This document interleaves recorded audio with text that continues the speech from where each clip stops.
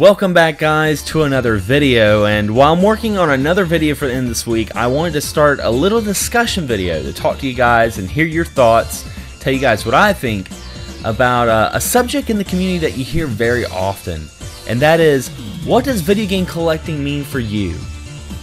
I'll start with my views first. First and foremost, I don't consider myself a video game collector, and the reason why is because I never decided I wanted to collect video games. I just never got rid of this stuff. You know, it's something I've always enjoyed. Like my Nintendo, it's the same Nintendo I got when I was a kid.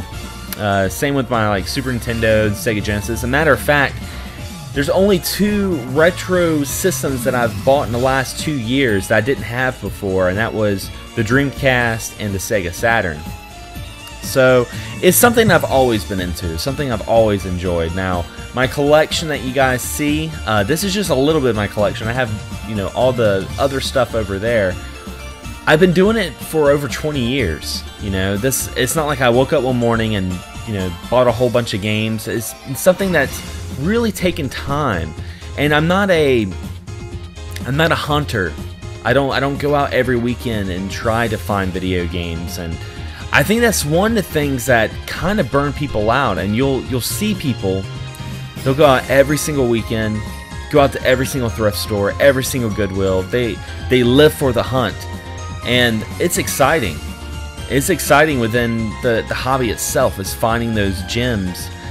But I think sometimes people do it a little too much, and it becomes a little cumbersome.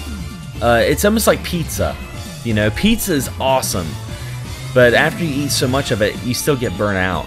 And I think that's what some people do. I think some people get too caught up within it, and they start to look at the value of games. They start looking at the completion of games. They start looking at the rarity of games.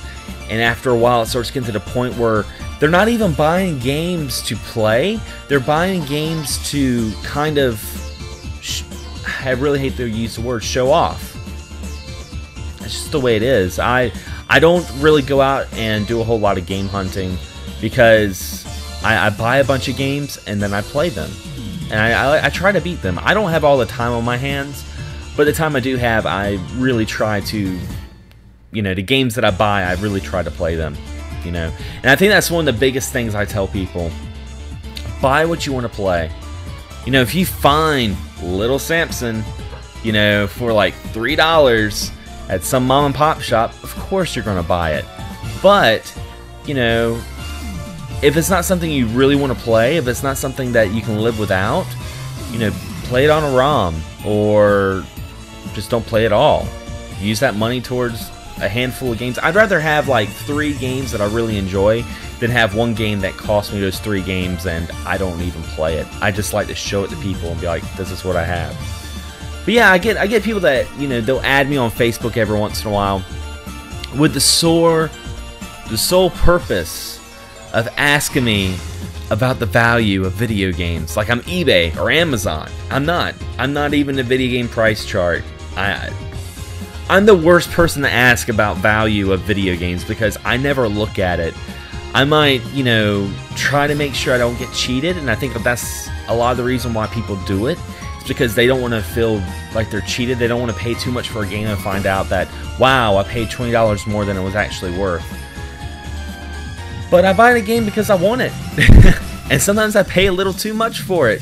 Sometimes people are like, oh man, you paid too much for it. I don't care, because it's the game I wanted to have. So, what are some of your thoughts about this, guys?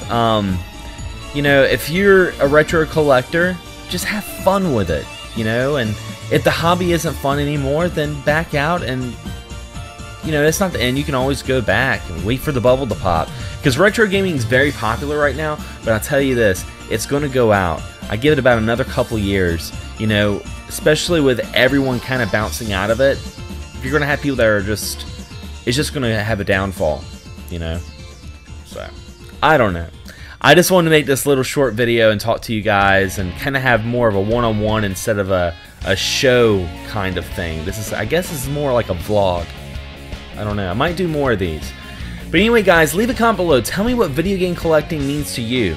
I'd love to hear from you guys. You can make a response video, and leave a link as a comment below, or you can post it on the XS Gaming Podcast group page, which I will leave that right here, and you can click this link on the description below.